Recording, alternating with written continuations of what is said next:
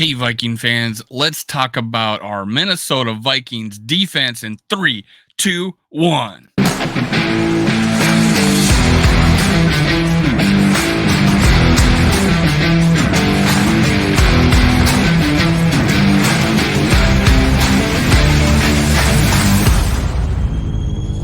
Gather around, Skull Brothers and Sisters. This is Skull World, brought to you by Minnesota Sports Talk. I'm your host, Dave. You can find me on Twitter, TikTok, and Facebook at Skull World. Now, stop it. Just stop. Stop what you're doing. Hit like. Give me 50 likes. That pushes every video. I'm getting 19, 20. I'm doing all right. 50. 50 gets me over the top. It pushes out the video. I appreciate it. Make sure you hit subscribe. And for goodness sake, leave a comment because I want to talk to you. I want to hear what you got to say, what you think about this, and I'll reply. I appreciate it. Skullfest 2023, September 9th. September 9th in the Northeast Palace at 7 p.m. Be there. Let's go. Meet some of your YouTube personalities. We want to have you there. We want to meet you. We'll get you live on the air, hopefully.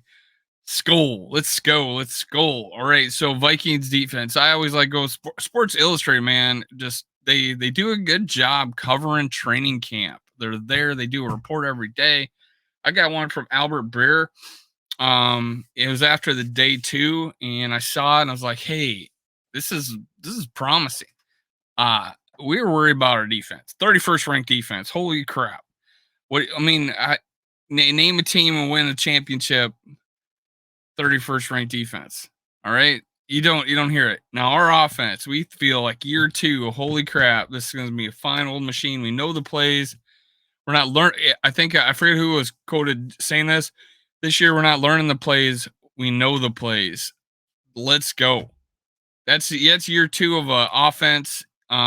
Same coach, same offensive coordinator, same offensive coaches all around.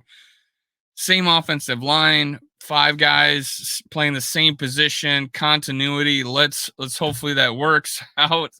And then you got the receiver core we have and the running back core we have.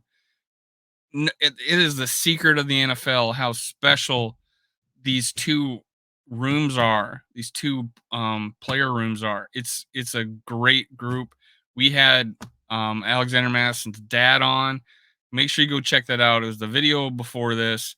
Alexander Madison's dad came on, gave us a story of his son, how he came to be, what he expects. He says he's predestined to hold that trophy. And we're talking about Vince Lombardi trophy. Yes. And he says it's with the Vikings. Alexander Madison's dad says he's gonna his son is predestined to win the Super Bowl trophy. That's what I'm talking about. That is what I'm talking about.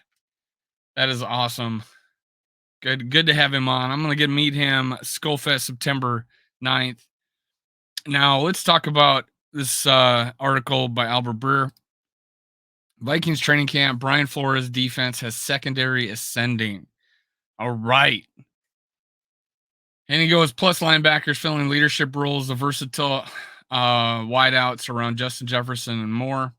I started watching some videos like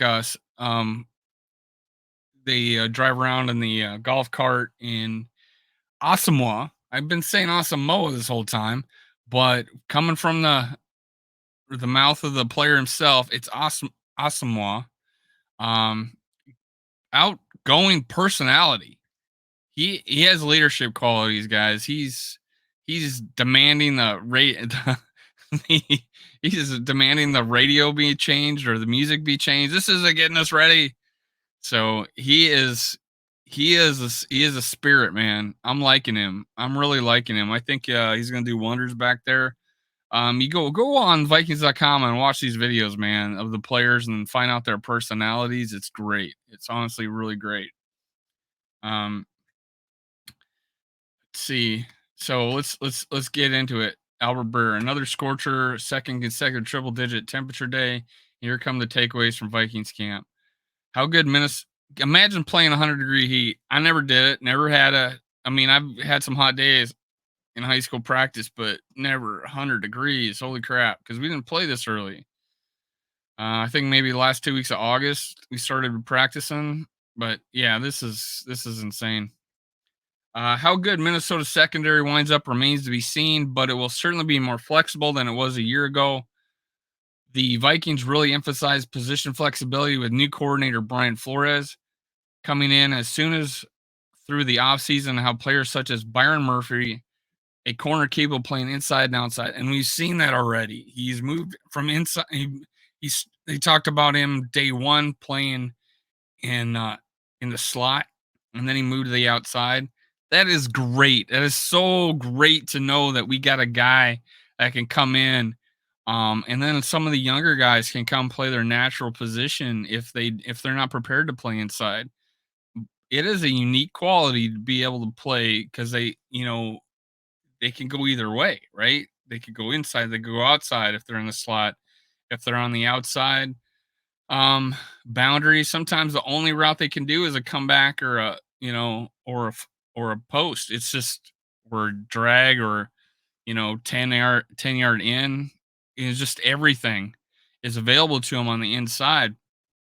And to have an experienced guy who's capable of playing that, it just makes me feel better because we've been struggling the past few years having a nickel corner.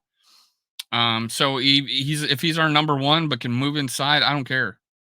Play him where he can play him where we're gonna be the best team. That's what I'm saying.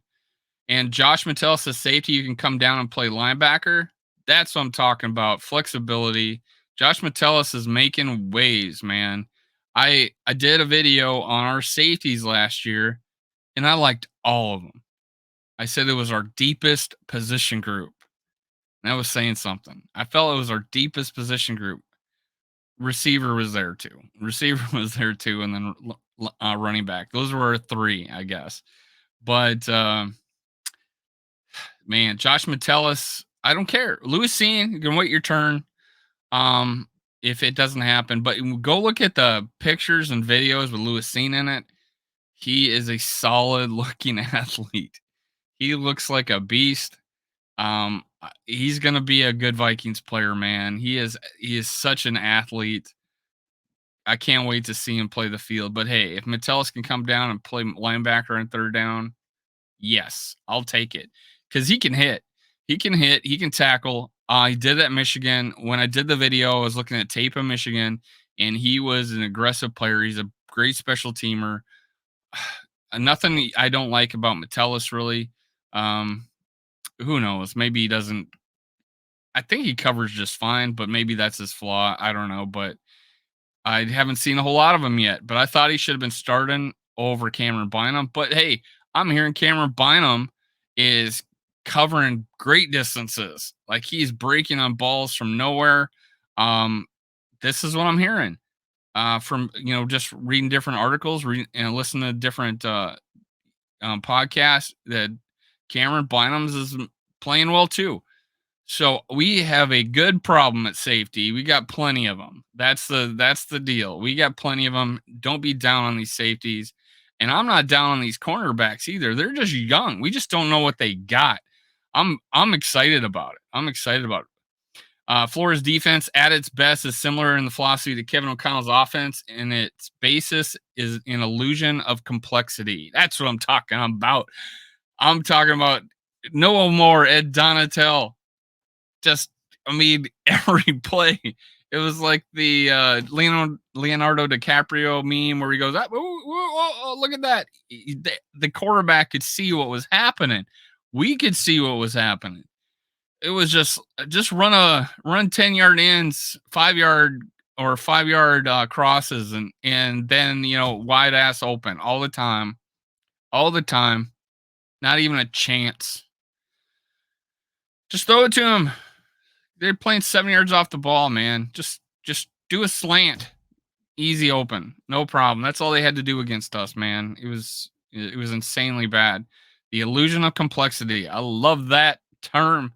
That's what I want to see. When Ed Donatel did do well, it's when he disguised coverage. He just didn't do it till like late in the fourth quarter. Don't know why, and only in certain games. So, God, man, I hate talking about Ed Donatel. Let's keep going. A illusion of complexity, a principle founded on making it easy for players to run while looking complicated to the opponent. Glad to hear it, man.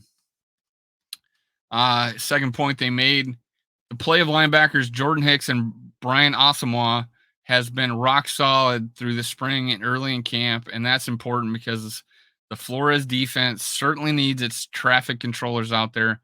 But more than just that, it's their leadership that's been encouraging. The Vikings offseason page, I told you, I didn't read this before, but yeah, they're looking at both Hicks. We know he's a leader. I like him. I don't mind keeping him. I think Kendricks is probably the better player to keep, but we just didn't do it. We just didn't do it. We went with Hicks because he was cheaper. He's a first and second down linebacker. I don't see him playing third down much, but he's a leader and he'll help these other linebackers. But Brian Asamoah looks like he's a leader too. They're talking about it, and I saw videos of him. I'm thinking he's got that personality for it. Grounded, ready, hungry individual. He can't wait to play. That's the kind of leader we need. But more than just that, it's leadership that's been encouraging. The Vikings offseason page turning left leadership voids to fill in certain spots, and linebacker is certainly one of them. With Eric Kendricks gone, Hicks has already emerged as leader last year, and Asamoah in year 2 is showing early signs he'll get there. Love it. That's what I want to hear. Let's switch to receivers. Justin Jefferson is probably the NFL's best receiver. That's no news flash. Yeah, no breaking news there. What is interesting, though, is what's happening around him. Jordan Addison's addition, of course, is a big one for the team, and Minnesota believes he can be a Calvin Ridley type of player as a pro. But beyond that, both KJ Osborne and Jalen Naylor benefited from the time Jefferson was away in the spring, have gotten a lot of work at different spots with the star's absence and Adam Thielen's departure. The coaches see both as more movable within the offense as a result, which should make the unit more dangerous and make it harder for defenses to throw the kitchen sink at Jefferson. Jalen Naylor is our field stretcher.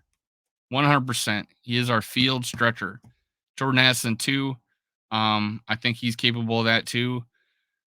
I just want to clear out those safeties and corners, playing, whatever, just so Justin Jefferson can cross that field, be wide ass open. I just want to see that. It is so encouraging to Justin Jefferson talking about how Adam Thielen taught him how to be a pro. He wants to pass that on to Jordan Addison. I don't know why there's not. Finally, people are starting to wake up. I am the first person to jump on the Jalen Naylor bandwagon after the draft in 2021. I said he was the best value we got in the draft, and that was over Ty Chandler, and that was over Andrew Booth Jr. I think Asamoah was the right place where we picked him. Evans, same deal.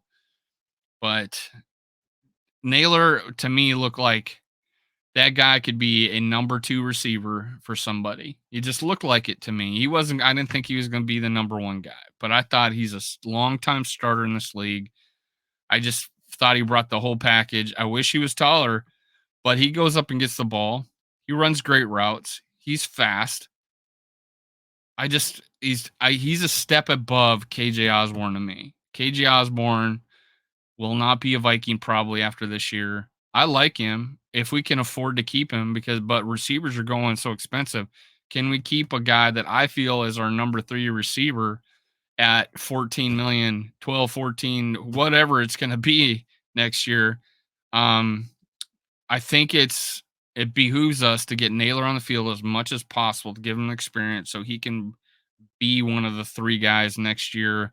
Hopefully we want Jordan Addison to be our number 2. We want that to happen. But if it doesn't, Jalen Naylor is more than capable of being that guy. I am completely on record saying that I wanted to get a impact defensive player with that first overall pick because I thought Jalen Naylor can play number 2, but we can go out and get we later in the draft could have got a receiver. However, when we took Addison, I'm more than happy with that. I didn't even look at him because I didn't think he was going to be down toward us. So I was pleasantly surprised, pleasantly happy. But I love this receiving group. I feel like it's the deepest four guys we've had. Like, oh my god, I like all four guys that are going to get the chunk of the playing time. And then there's some guys that are up and coming. So that are just, hey, aren't too bad. That's not they're nice to have. They can fill in a pinch. But the top four guys are solid, solid. I love them. This is a good group. Top three, if at worst, receiving core, I feel. Um, the continuity of offensive line is one thing that came up a lot during my visit. This is Breer. All of the starters returned, and 11 of last year's top 12 have returned, which gives Kirk Cousins and the skill guys a great foundation. It also won't hurt in the run game with Alexander Madison, the lead dog. Lead dog. Let's go. He's such a great guy. It sounds his father taught him well, and guys behind him likely to battle it out for regular season reps through training camp. Let's see it, man. Let's see it. We're moving the page on some names, but the future looks bright. They're young. All right, let's go. Now the one that hurts the most if this doesn't happen, Daniil Hunter situation lingers here, but the Vikings are handling it probably as conscientious a way as possible. They've worked to make sure they won't have to find their star pass rusher, and they've given him options. A trade is still possible. He could be back to play the final year of his contract out, or there could be some sort of extension. Regardless, the communication has been good. And I'd say in general, from Dalvin Cook to Adam Thielen to Harrison Smith to Kendricks, O'Connell and GM Kwesi Adolfo-Mensah have done a nice job of handling different discussions on these matters in a very human way. Maybe they won't win you games, but I don't think in the long run it'll make you feel better about playing here. It'll make guys feel better about playing here. Sorry, I said that wrong. We are a destination franchise mainly because of how we treat players, and a lot can be said about that because NFLPA rated us number one for free agent destinations because of the facilities. But one of the things with facilities, training staff, but honestly, I think it's the locker room environment and it's the players, and those were judged in there too. And the coaches, I mean, and the staff, and the GM. Players want to come here. Players want to play here. Players don't want to leave the Minnesota Vikings. That is the future of this franchise. If someone doesn't want to be here, let them go. Others want to stay here. They're more than happy. They're more than happy being here.